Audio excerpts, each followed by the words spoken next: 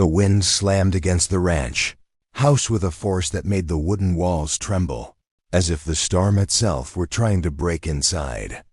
Calder Brooks tightened the latch of the shutter, snow blasting his face like blown shards of glass. It was Christmas Eve, but nothing felt holy in the whiteout swallowing red hawk. Basin, tonight looked like the kind of night a man could vanish in without leaving so much as a footprint. He had just set another log onto the fire when it happened. 3 rapid knocks, desperate, uneven. Not the wind, not an animal, a person. Calder froze. No one traveled in weather like this. No one should have even survived out there. A faint, strained voice pierced the howling storm. "Please, open the door." He reached for his rifle, out of habit, not hostility. Out here, danger came wearing many faces. When he cracked the door open, a blast of ice and snow burst inward. Swirling around, a figure collapsed on the threshold. A woman, barely conscious. Her hair was braided with frost, her clothes torn, her breath shallow. Skin wind-burned, trembling uncontrollably. Apache, Calder realized instantly. Her lips moved weakly. "Shelter, please. Just until morning. I can work. I won't be trouble." Before Calder could answer, her knees gave out and she slumped into him. He felt how cold she was, colder than the storm itself. Leaving her outside meant killing her. And he had buried enough people in this lifetime. "Easy," he murmured, pulling her inside. "You're safe now." She flinched at the word safe, as if it hurt her.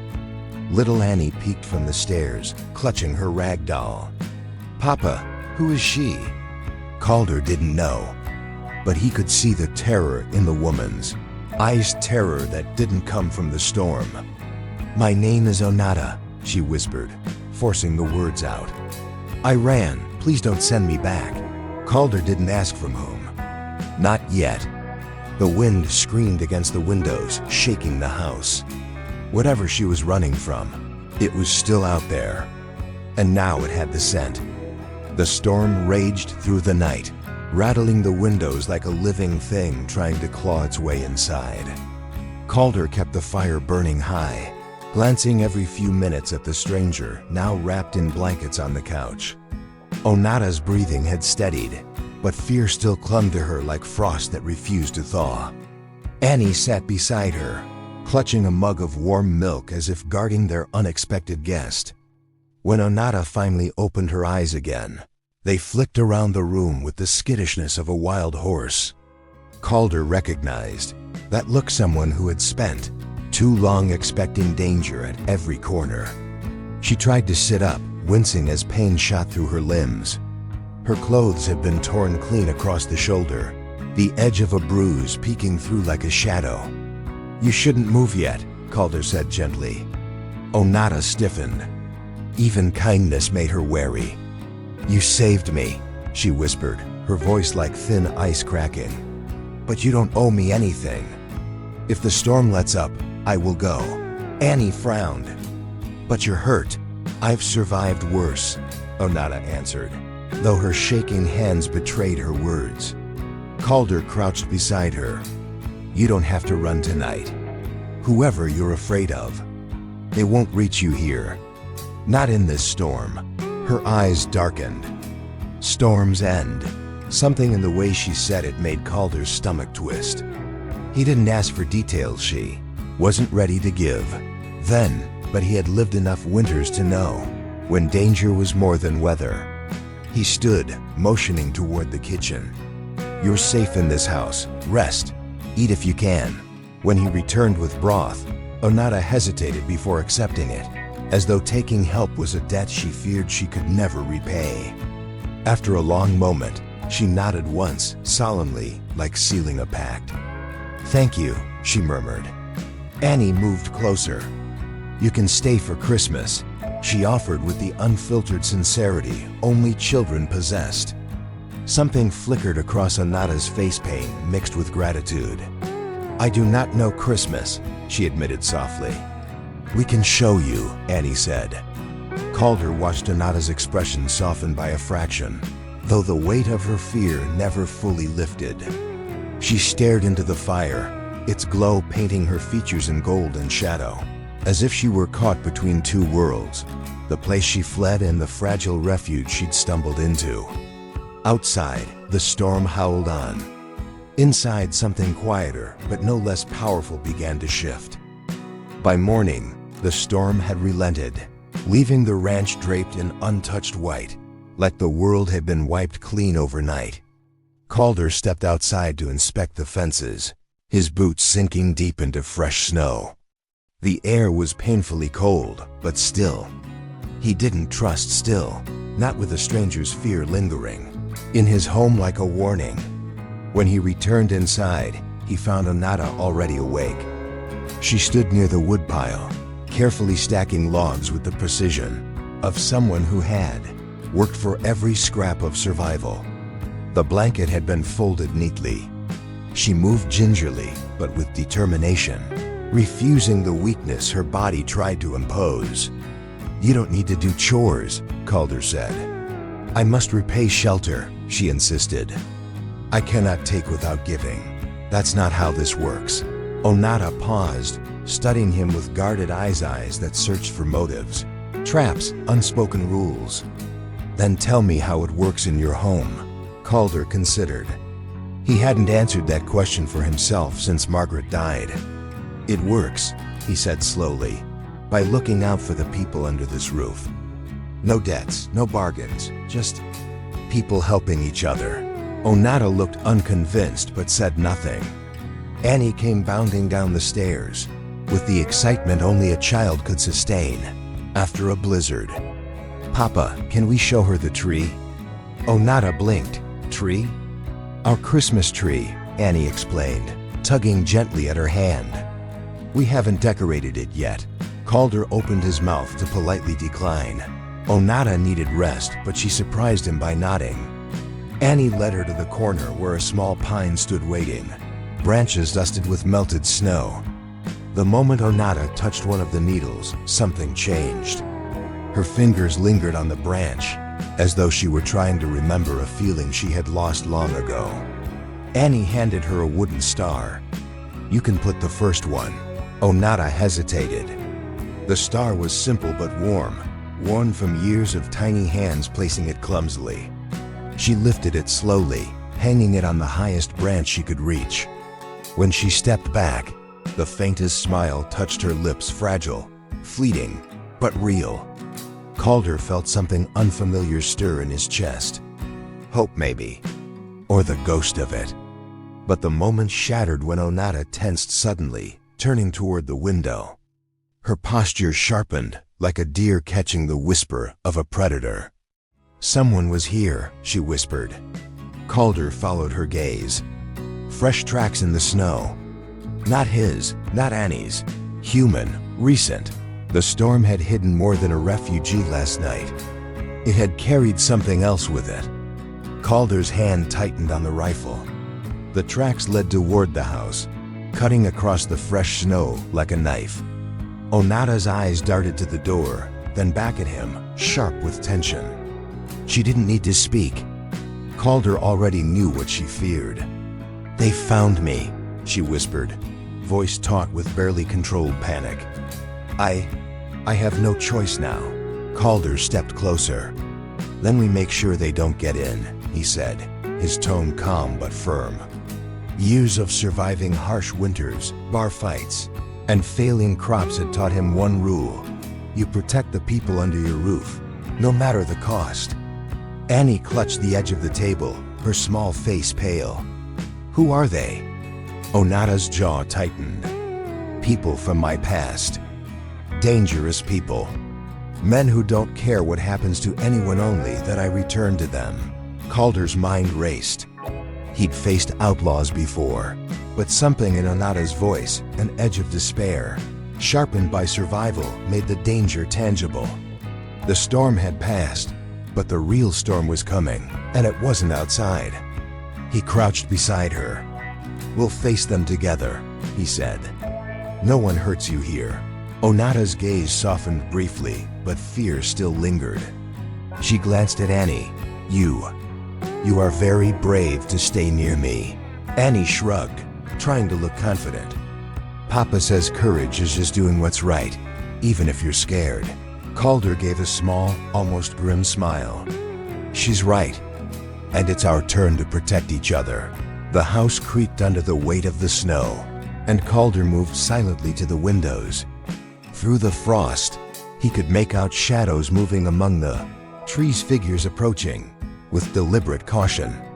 He counted at least 2 men, both moving quickly, using the storm's remnants to their advantage. Onata drew herself up, suddenly fierce. "I can help," she said, reaching for a small hunting knife strapped to her belt. "They will not take me without a fight." "No," Calder interrupted firmly. "You'll stay inside. I've faced men like this before. Let me." A sudden crash from the back door made them all start. Calder raised his rifle, Onata stepped back instinctively, and Annie froze. Snow exploded into the room as the door shuddered under a heavy blow. "Stay back!" Calder shouted, voice echoing through the cabin. The intruders were here. Onata's hands trembled, not with fear but anticipation. She had faced death before. But Calder's presence reminded her that she wasn't alone this time. The door rattled violently again. Calder gritted his teeth, planting his feet firmly against the floor. He could hear voices now, rough, commanding, unfamiliar. "You sure she's here?" A man barked from outside, muffled by the snow. "She's in there," another replied. "Don't let anyone interfere." Calder glanced at Onata. "Are there more of them?" She shook her head rapidly. "Just him, one. But he's dangerous. The other is his shadow, always nearby watching." Annie buried her face against Calder's leg, shivering. Calder knelt, looking her in the eye. "We stay calm. No one gets hurt if we don't panic. Can you do that?" Annie nodded, gripping his coat. Calder took a deep breath and stepped toward the door, rifle ready. The intruders pounded again. The cabin seemed smaller suddenly, the snow outside an endless white trap. "Open up, Onata," a voice shouted. "We know you're in there. Don't make this harder than it has to be." Calder's finger hovered near the trigger. "You'll leave her alone," he said, voice cold, unyielding. "Or I swear I will stop you here." A long pause. Then, footsteps retreating slightly, circling. Calder could feel their strategy forming. They were trying to intimidate, to get her to step out. Onata moved closer to him. They will not go quietly," she warned. "He will force me, or..." Her voice broke slightly, memories flashing behind her eyes, years of fear, abuse, running. Calder placed a hand on her shoulder. "Not here. Not now. We decide what happens in this house. Together." The intruders tried again, hammering the back door. Calder fired a warning shot into the snow outside. The sound cracked through the frozen air, startling Annie, outside. The men froze, calculating. Calder's resolve was visible even through the frosted windows. Onata's hands gripped the knife, her knuckles white. "I will fight," she said. Calder shook his head slightly. "And I will protect you. No more running." The cabin fell into tense silence, broken only by the wind whistling through the cracks. Outside, the intruders weighed their options. Inside, the small group, rancher, girl, and survivor, stood united, a fragile shield against the darkness that sought to pull Onata back into a life she had fled. In that moment, Calder realized something. The storm outside had been nothing compared to the storm they were about to face together. Morning sunlight struggled to pierce the heavy clouds, casting a pale glow over Red Hawk Basin. Calder moved quietly through the cabin, checking the windows and doors again. The storm from last night had left a deceptive calm, but he knew better trouble never stayed buried for long.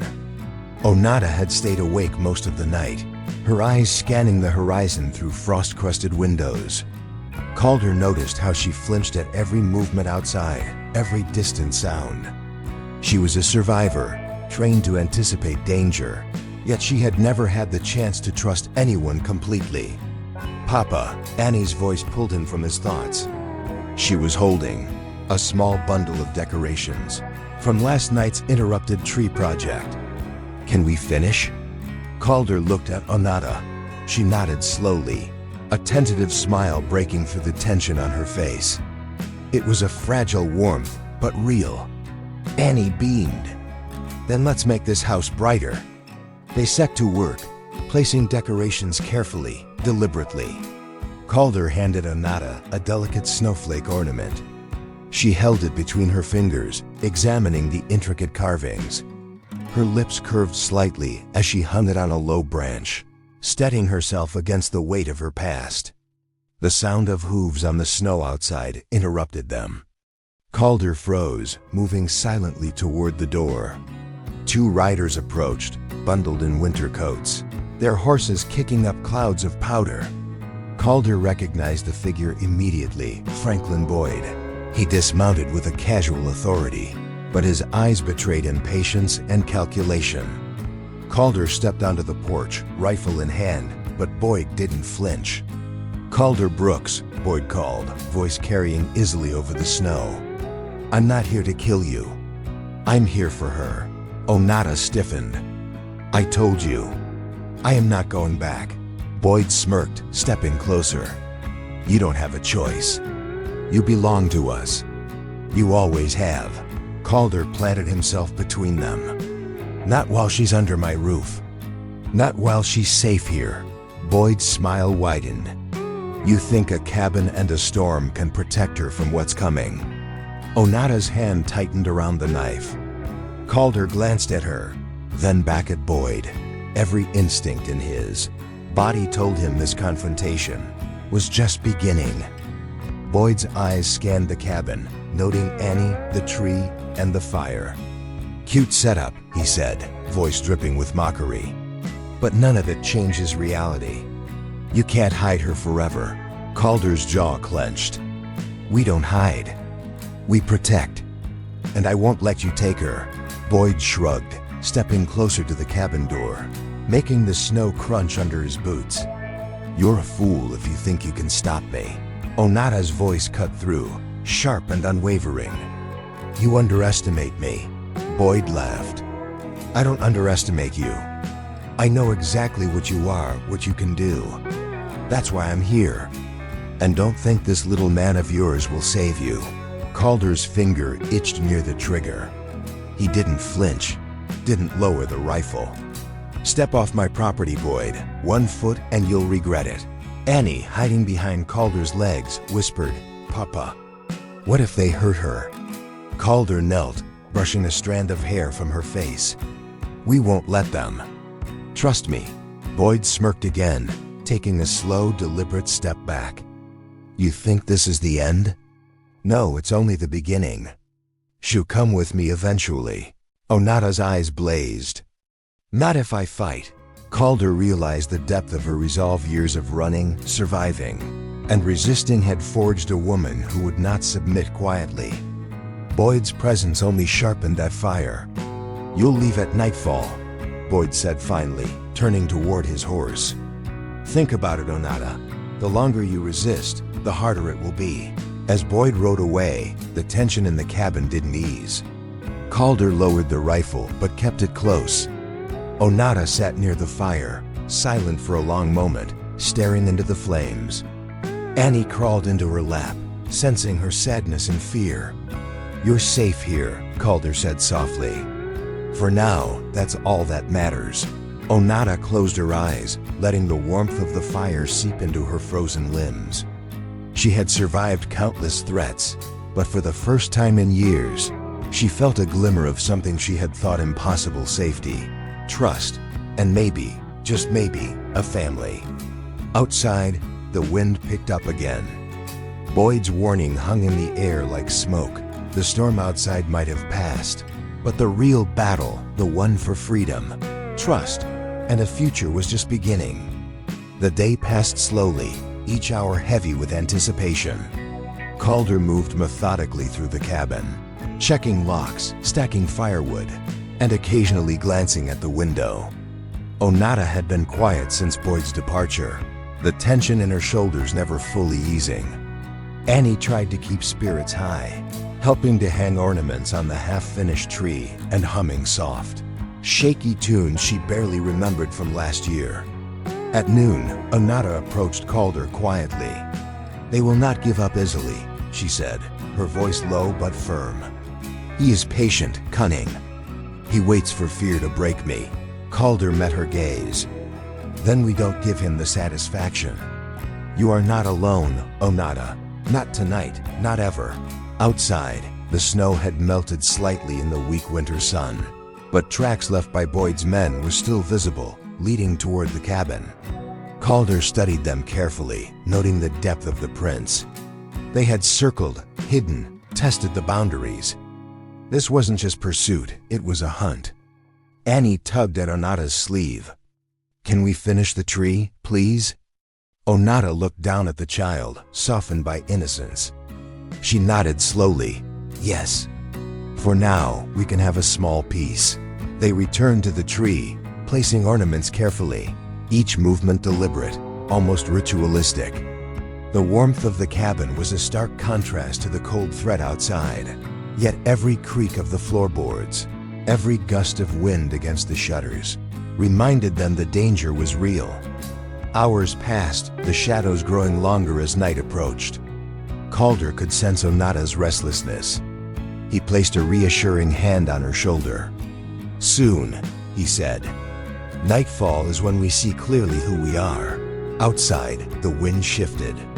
Calder froze, listening. A faint sound of movement, too deliberate to be the wind. He signaled to Onata, and she immediately moved to the window, eyes scanning the dimming horizon. "They're circling," she said quietly. "Two men different from last night. They will try again, perhaps at the back or the barn. We must be ready." Calder nodded, feeling a familiar surge of adrenaline. This was not just survival anymore.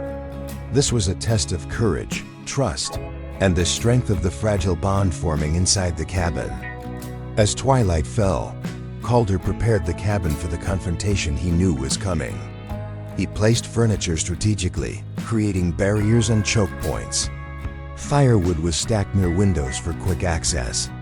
Annie stayed close to the fireplace, her small hands gripping Calder's coat as he moved silently. Onata paced near the front, a quiet determination in her eyes. "We cannot rely only on walls and guns," she said. "We must be smart. Predict their moves." Calder studied her. She had survived worse than storms, worse than hunger. He realized now that her strength wasn't just physical, it was instinct, honed over years of danger. They would need both, his experience, her intuition. Outside, the faint crunch of snow signaled the approach of figures. Calder tensed, moving to the door with rifle ready. Onata drew her knife, silent but lethal. Annie huddled in the corner, watching. A shadow moved near the barn. Calder signaled to Onata. She understood immediately, slipping quietly to a side window, ready to flank if needed. The first figure stepped onto the porch. A man unknown to Calder, but dangerous in the way only trained hunters could be. He froze when he saw the rifle, a flash of uncertainty crossing his face. "Step away from the door," Calder commanded. The man hesitated. Then another emerged from the trees, moving with cautious precision. Calder's heart pounded.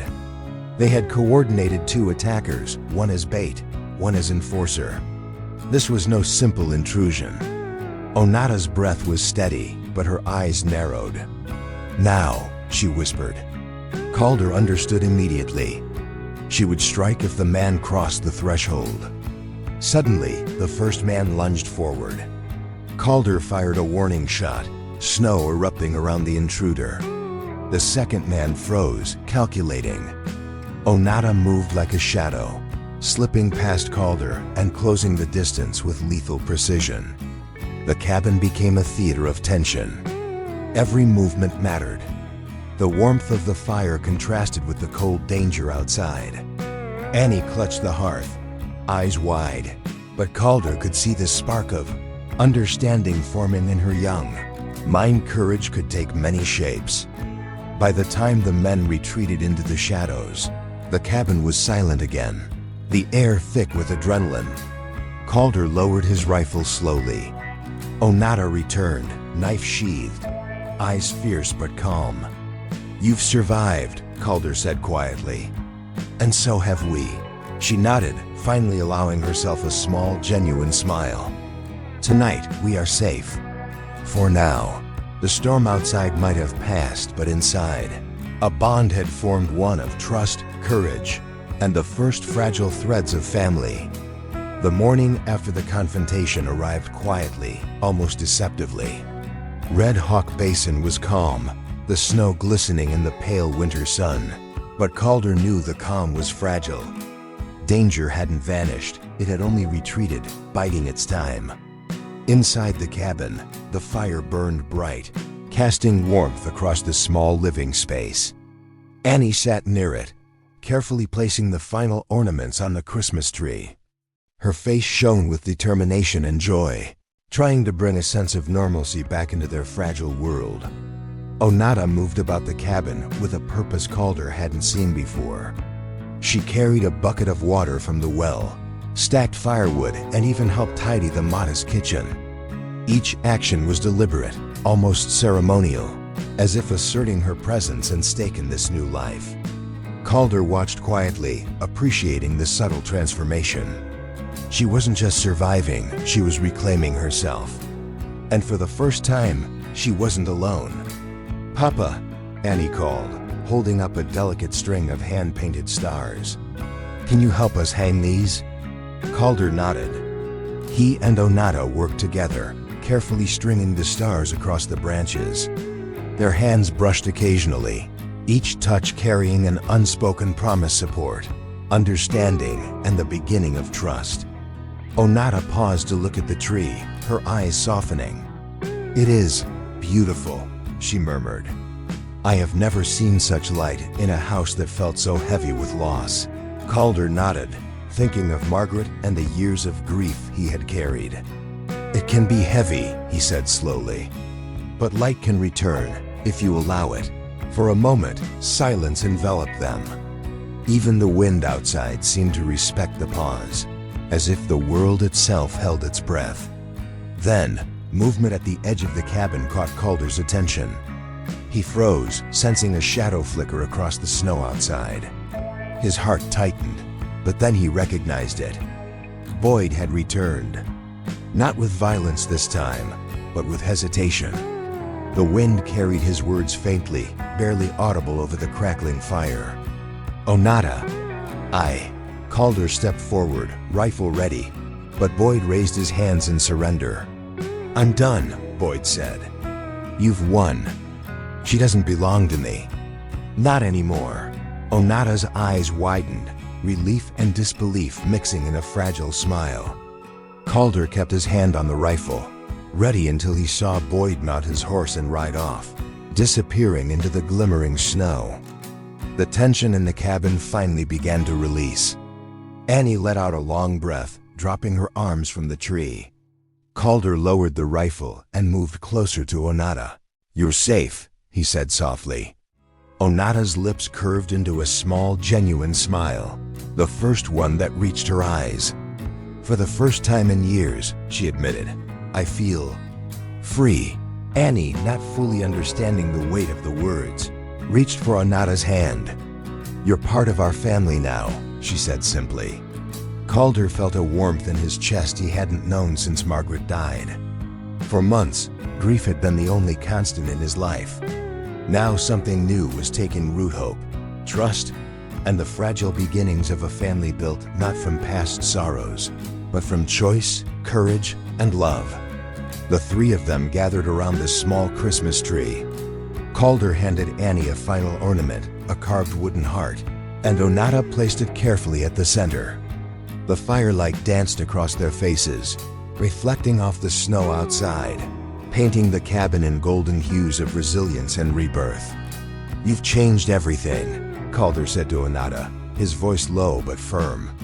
"Not just the house, not just Annie. You've changed me."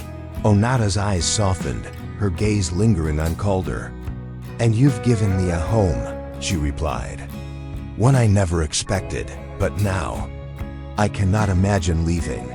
Annie clapped her hands, breaking the quiet solemnity. "Merry Christmas!" she shouted, her voice echoing through the cabin. Calder smiled, looking at the two most important people in his life. "Merry Christmas," he said, letting the word carry weight, warmth, and promise. Outside, the snow continued to fall gently, covering the tracks left by last night's danger. The world was vast and harsh, but inside that small cabin, life had been reborn.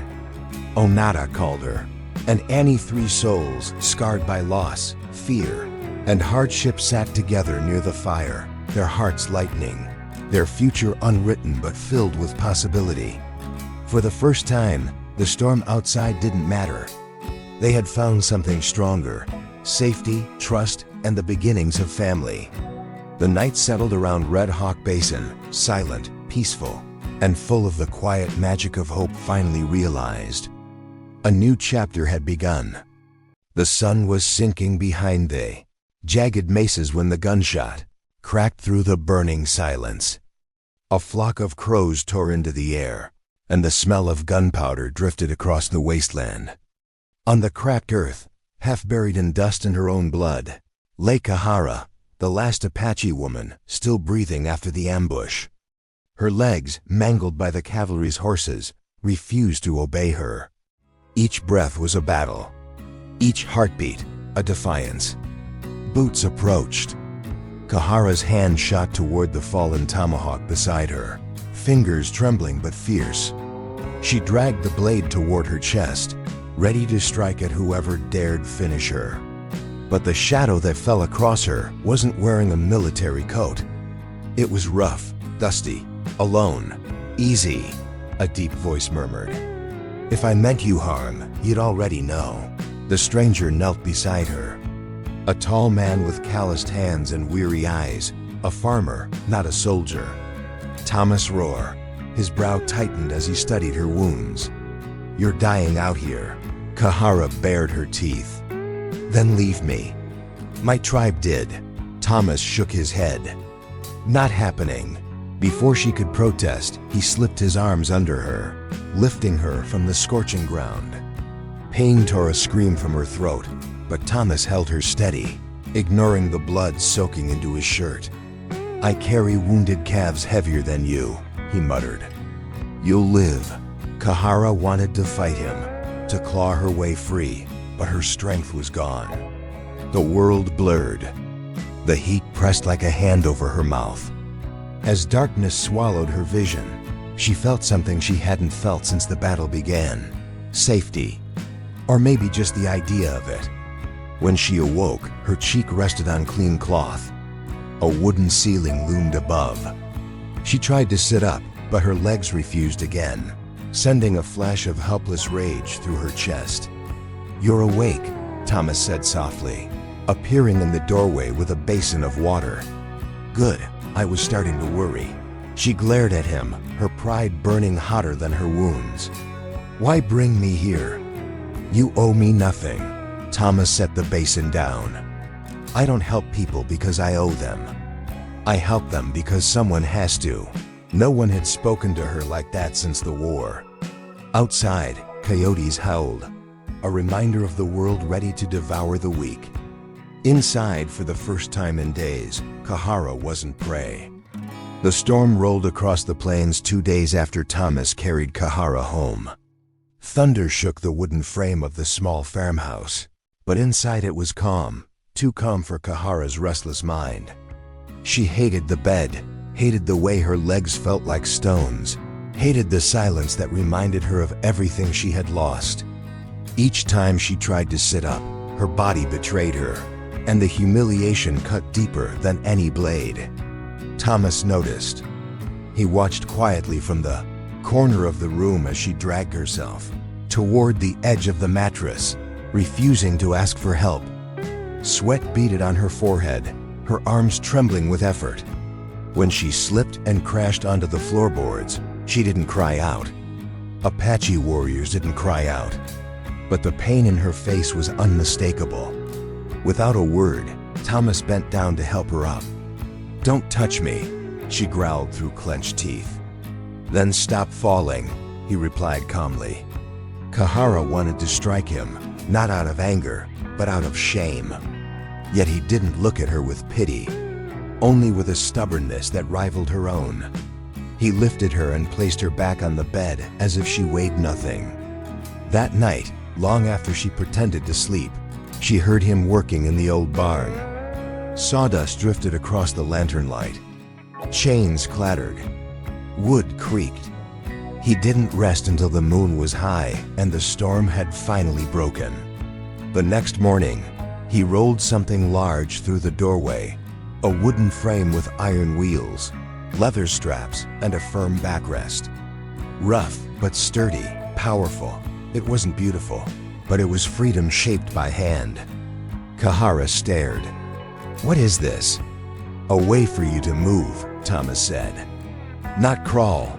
She traced the polished edges with trembling fingers. No one in her tribe had ever built something like this. No one had ever tried. To them, a warrior who couldn't run was already dead. Kahara swallowed hard. "Why do this for me?"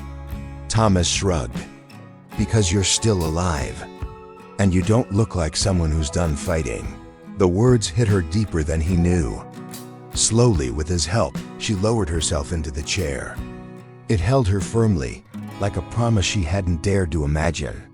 She pushed the wheels with cautious strength. They moved. She moved. For the first time since the battle, Kahara felt the taste of her own will. "Thank you," she whispered, so quietly she hoped he wouldn't hear. But he did, and he smiled. Kahara spent the next days learning to control the chair. At first, every movement was clumsy. She bumped into doorframes, scraped the wheels against furniture, and more than once nearly tipped over onto the floor. But each mistake fed her determination. Apache warriors did not retreat, even from the humiliation of wooden wheels. Thomas watched from a respectful distance, stepping in only when she truly needed help. She didn't thank him, and he didn't ask her to. The unspoken pact between them grew stronger with each attempt she made to claim her own strength. On the fourth morning, he opened the door to the outside world. "You're ready." Kahara froze. She hadn't left the house since the day he found her half dead in the dust. Beyond that threshold lay the wind, the sky, the memories of her fall, and the fear she refused to name. Thomas didn't push her. He simply waited. With a breath that scraped her lungs, Kahara rolled forward. The sunlight struck her face like a challenge. The air smelled of wet earth from the last storm. The horizon stretched endlessly, as if daring her to give up. Her hands gripped the wheels. She pushed. The chair rolled onto the packed dirt yard. The sensation was jarring, uneven ground, shifting weight, the sudden vulnerability of being outside without armor or tribe. But then the breeze touched her cheeks, and something inside her loosened. She kept moving. Thomas walked beside her, his steps slow enough not to overshadow her progress. "You're doing better than most people would," Kahara snorted. "Most people aren't warriors." "No," he agreed. "But most warriors don't survive what you did." She fell silent. His words were not flattery. They were truth, a truth she had been too angry to acknowledge. Her tribe had abandoned her. Her family had turned away. But she had lived. She was still here. As they circled the yard, Kahara noticed the fields, neat rows of corn, a few stubborn patches of barley, and a lonely apple tree clinging to life near the fence. This world was simple, but it pulsed with effort and resilience. It was a place built by hands, not by war. "Is this your life?" she asked, Every day, Thomas said. She studied him. And you chose to add me, a broken stranger. He met her gaze evenly. You're not broken. And you won't be a stranger for long. A heat rose in her chest. Not anger, not pain, something else. Something she wasn't ready to name. The wind shifted, carrying the distant echo of horse hooves across the plains. Kahara stiffened. Memories flashed, gunfire, screams, the crushing weight of cavalry boots. Thomas placed a steadying hand on the back of her chair. You're safe here, he said quietly. For the first time, she believed him. The wind carried dust across the plains like restless spirits, whispering memories Kahara wished she could silence. She pushed her chair along the packed dirt path behind the barn. Her hands already sore, but she welcomed the ache. Pain meant she was alive, still fighting, still Apache, even if the tribe no longer claimed her. Thomas walked a few steps behind, giving her the illusion of solitude yet, staying close enough to steady her if the wheels caught on a stone. She pretended not to notice, but some part of her was grateful. Not for the help she would never admit, but for the quiet companionship that softened the sharp edges of her thoughts. As she approached the distant rise overlooking the valley, her breath halted. Hoofprints, fresh ones. Thomas immediately stiffened. Cavalry? Kahara shook her head. No, Apache horses too. Maybe 3 riders. Her pulse hammered. The tribe. Her tribe. The same people who had turned away from her broken body and left her for dead. She could almost hear their voices. A warrior who cannot run is already among the dead. A burden. A shame. Thomas stepped beside her. Do they know you're alive? They didn't care, she said bitterly. That is not the same as not knowing. He crouched beside her, searching her expression. If they come here, you'll stay inside. Understood? Kahara gave him a hard stare. I do not hide. You're hurt. I am alive. Their gazes locked her defiance against his quiet stubbornness. The moment stretched taut until she finally looked away, fingers tightening on the wooden rims of her wheels.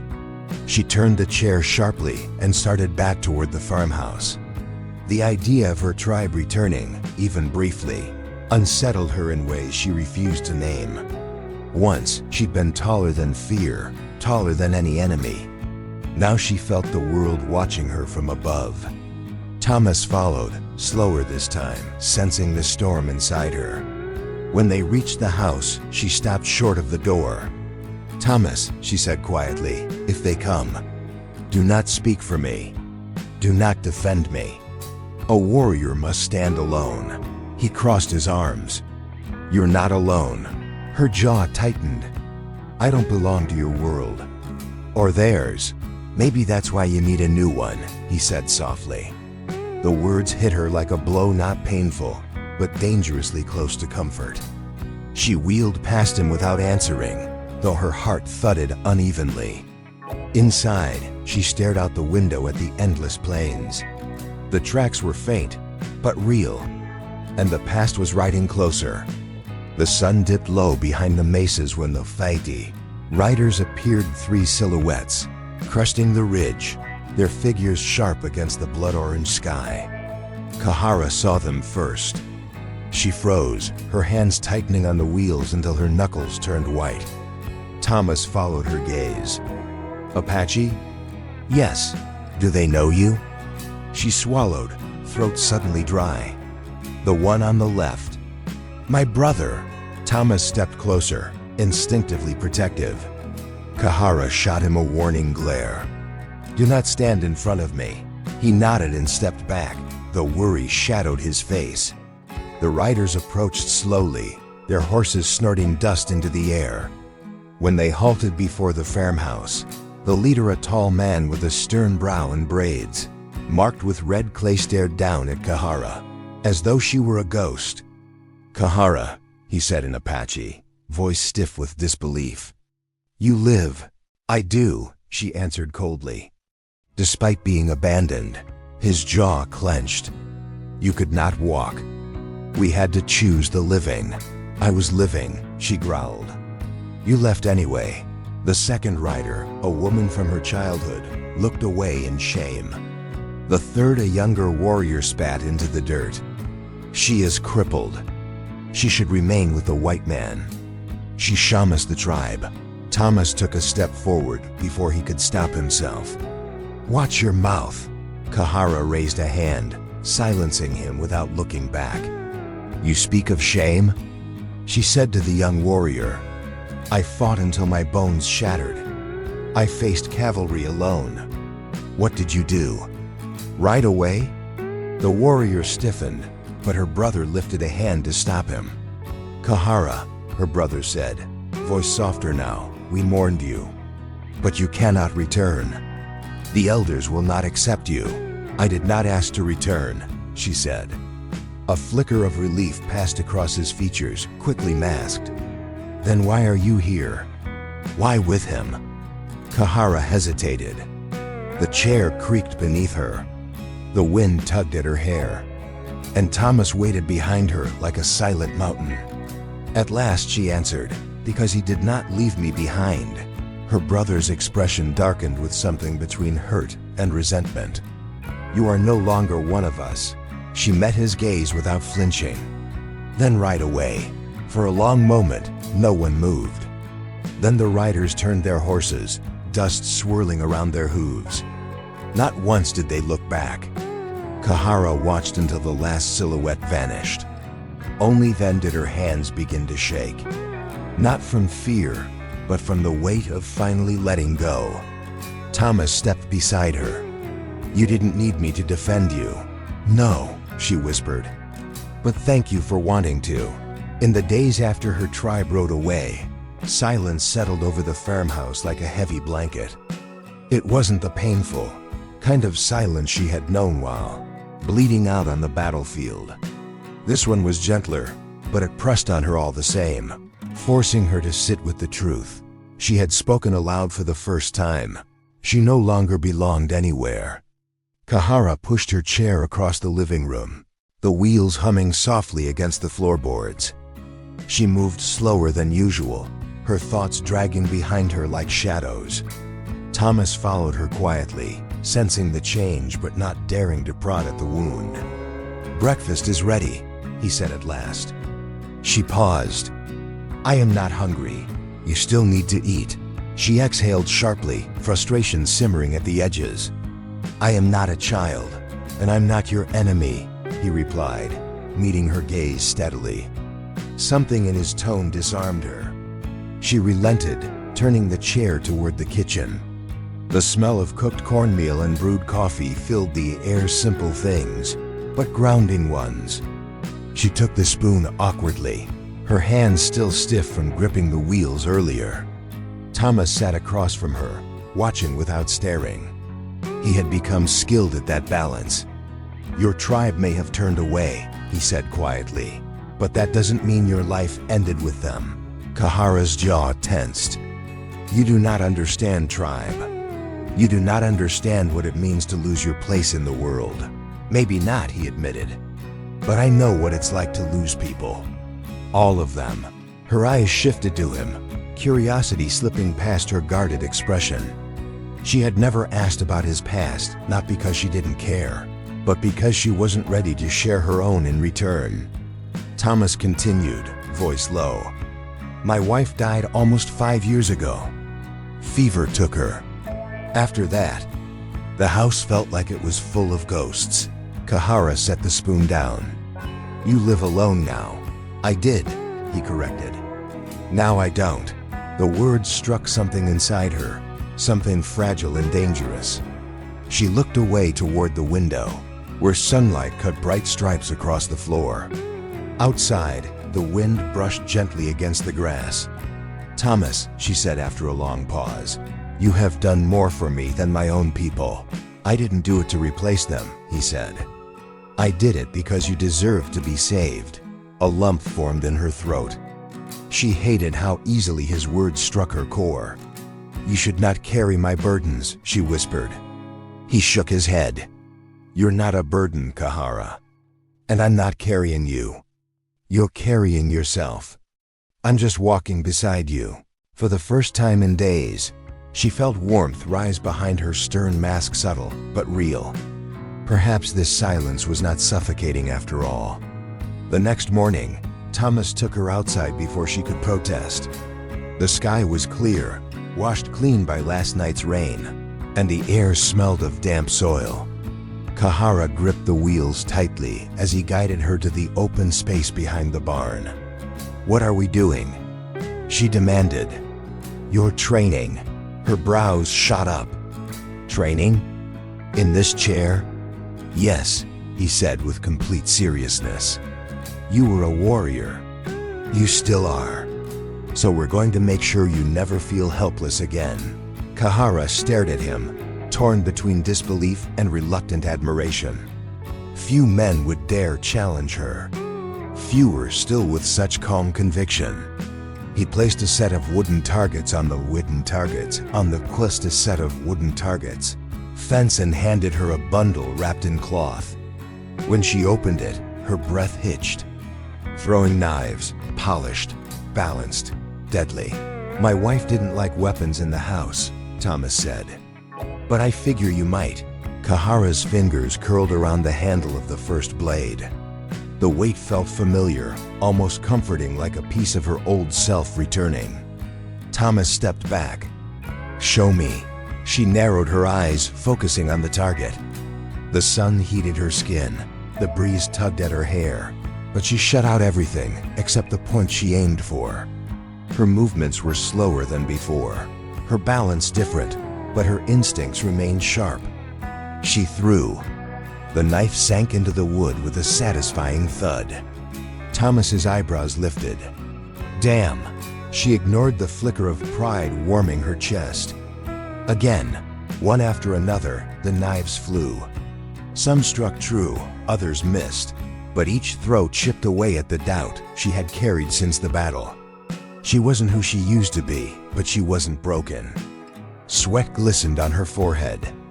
Her arms trembled with exhaustion, but she refused to stop. "Enough," Thomas finally said, stepping forward. "Your muscles need rest. My spirit does not." "That's not what I said." He touched her arm gently. "You don't have to destroy yourself to prove you're strong." She looked at him, breathing hard. "I am not proving it to you. I know." The honesty of his answer stole the wind from her lungs. They stood in silence for a moment. Then Thomas gently removed the knife from her hand and set it aside. "You're rebuilding yourself," he said. "And I'm here for as long as you'll let me be." Kahara felt the world tilt, not in fear, but in something dangerously close to hope. And for the first time, she didn't push it away. The heat of midsummer settled over the plains like a heavy, shimmering veil. Even the wind had grown lazy, dragging itself across the fields with barely enough strength to rustle the corn. Kahara spent the morning practicing with the throwing knives again, refusing to let the stiffness in her shoulders slow her. Sweat slicked her brow. Her arms trembled from exertion. She threw again, harder this time, and the blade struck the wooden post dead center. Thomas clapped from behind her. "Perfect."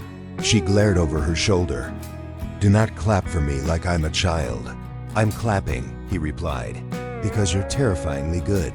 Despite herself, a hint of satisfaction flickered in her eyes. But just as she reached for another knife, something cold slid down her spine. A feeling she hadn't sensed in weeks' wariness. Instinct. Apache instinct. Thomas noticed the shift immediately. "What is it?" Kahara's gaze traveled to the horizon, where the sun's glare made the plains shimmer like water. But beneath the wavering heat, shapes began to form 3, maybe 4 riders. Not cavalry. Not her tribe. Outlaws. Her jaw tightened. She gripped the wheel rims, pushing herself slightly forward. Her heartbeat steadied. Her breath fell into the rhythm she had known in battle. "They are headed this way." Thomas stepped to her side, shielding her out of habit more than fear. "I know these parts." That group could be trouble. They smell weakness, she said coldly. Men like them always do. You're not weak, but they don't know that. The riders approached steadily, their horses kicking up dust clouds as they neared the farmhouse. When they reached the fence line, they halted. The tallest of the men, grizzled, unshaven, with a rifle resting across his saddle, looked down at Thomas and Kahara with a sneer. "Well now," he drawled, "ain't this interesting?" A farmer and his pet Apache. Kahara didn't flinch. "Say that again," she hissed. The man chuckled. "She talks too." Thomas stepped in front of her, his voice low and controlled. "State your business." "Business?" The outlaw grinned. "Our business is whatever we want it to be. That storm last week ruined half the supplies in our camp. We need food, water, maybe some entertainment." His eyes dragged over Kahara's body with a slow, vile hunger. She felt the heat of fury rise in her chest like a wildfire. Thomas's voice hardened. "Turn around, now." The outlaw raised a brow. "Or what, you'll fight us?" He smirked at Kahara. "Don't tell me she's your guard dog."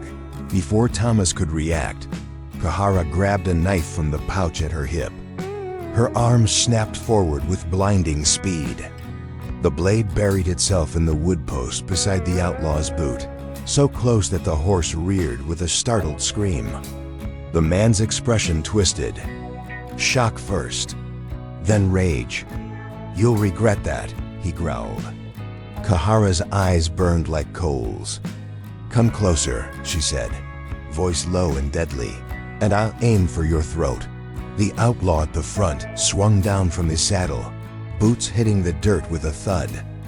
Dust swirled around him as he strode toward Thomas and Kahara. His rifle hung low, ready. His expression promised trouble. Thomas moved instinctively, stepping between Kahara and the man. "I said turn around." The outlaw spat at his feet. "You think you scare me, farmer?" He tapped the stock of his rifle. "I've killed braver men than you." Kahara's fingers curled around another knife. "Then you'll have no trouble dying here." The man barked a laugh. "You? In that chair?" And that was the moment she snapped.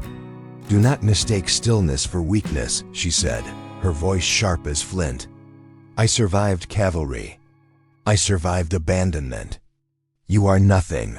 Thomas's jaw tightened. He could feel the danger rising, thick and hot, like the desert sun.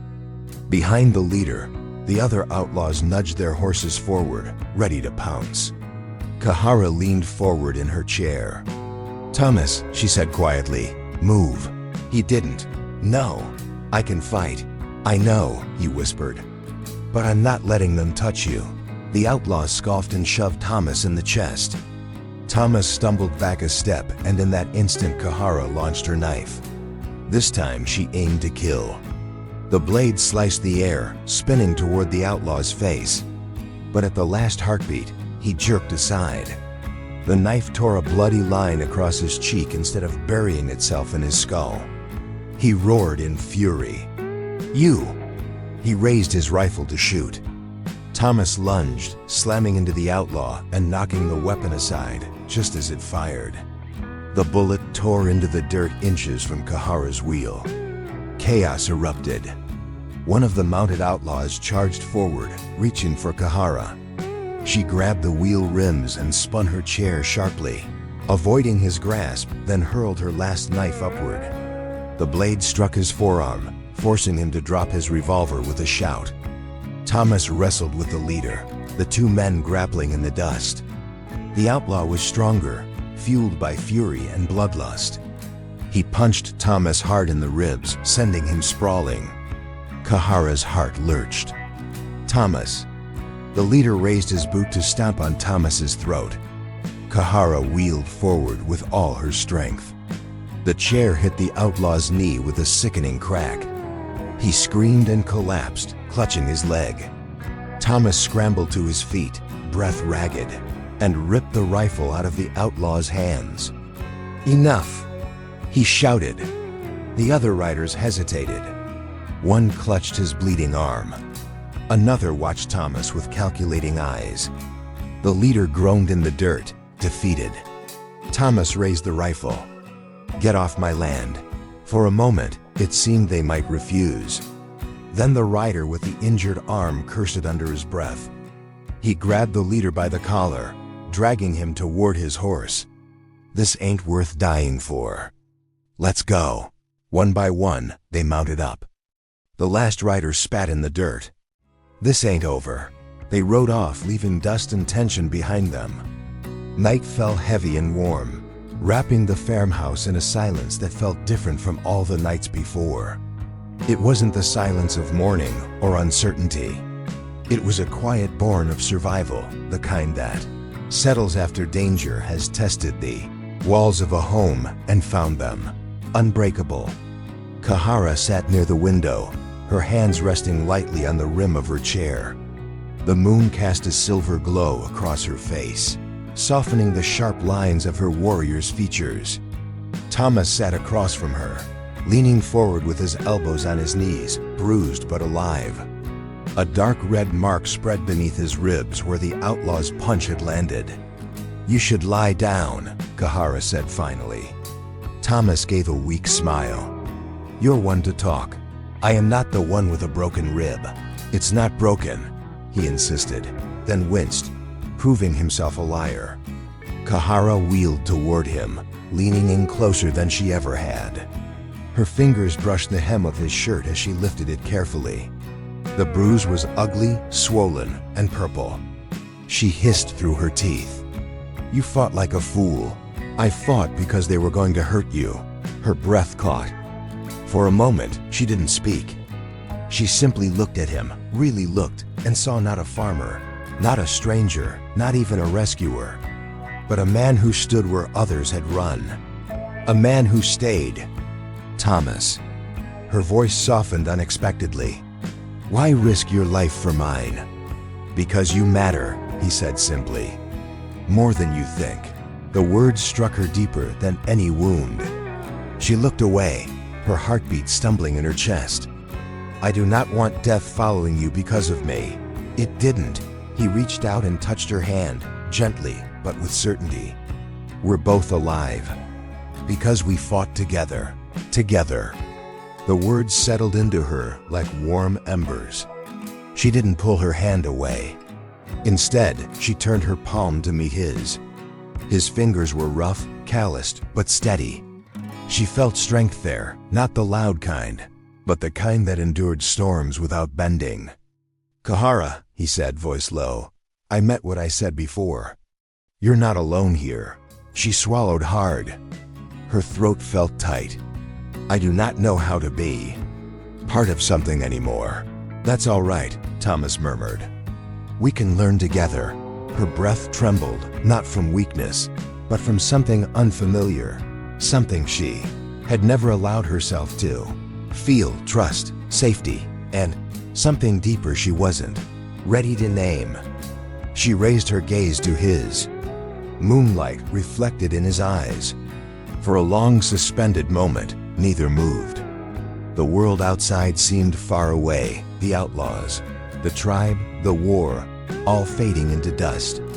Finally, Kahara whispered, "I am not used to being cared for." Thomas brushed a thumb lightly over her knuckles. "Then let me be the first." Her chest tightened, but not with fear this time. Something fragile but powerful unfurled inside her, hope. For the first time since losing the use of her legs, she no longer felt like she was surviving a life. Dawn arrived softly, the sky painted in pale gold and rose. Kahara awoke before the light fully broke, unable to shake the sense that something had shifted inside her. Not in her body, in her spirit. She wheeled herself outside, feeling the cool morning air brush over her skin. Thomas was already there, repairing a broken fence slat left from the outlaw's visit. He turned when he heard her approach, his smile slow and warm. "Morning, morning," she echoed, the word unfamiliar on her tongue but strangely right. Thomas wiped his hands on his shirt and came closer. "Sleep all right?" "Better than I expected." she admitted. My dreams were not full of war. Good, he said softly. Maybe they won't be anymore. Kahara looked out across the fields. The horizon stretched endlessly, but for once she didn't feel dwarfed by its immensity. She felt rooted, anchored by the soil, the sky, and the man standing beside her. Thomas, she said, her voice steady. Yesterday proved something. What's that? That I am still a warrior, she paused. But also that I do not want to fight alone anymore.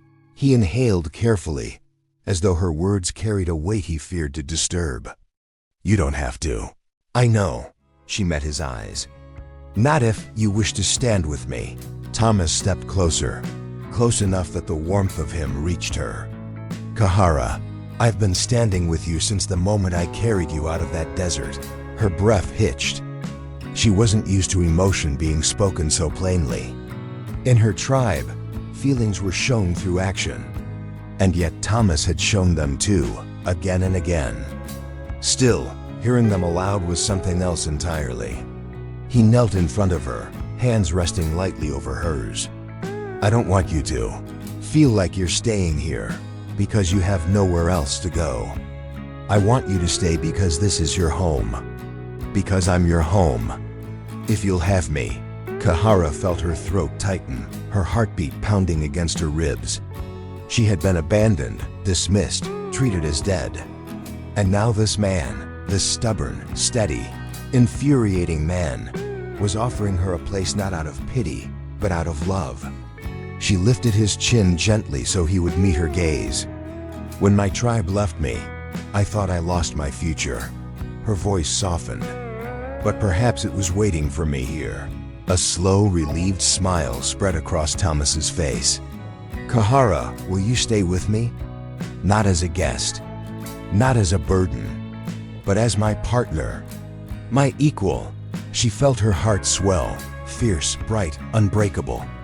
Yes, she said, I will stay. Thomas exhaled shakily, eyes bright with emotion.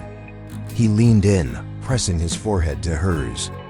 The moment was quiet, intimate, powerful, a promise made not of words, but of breath and closeness.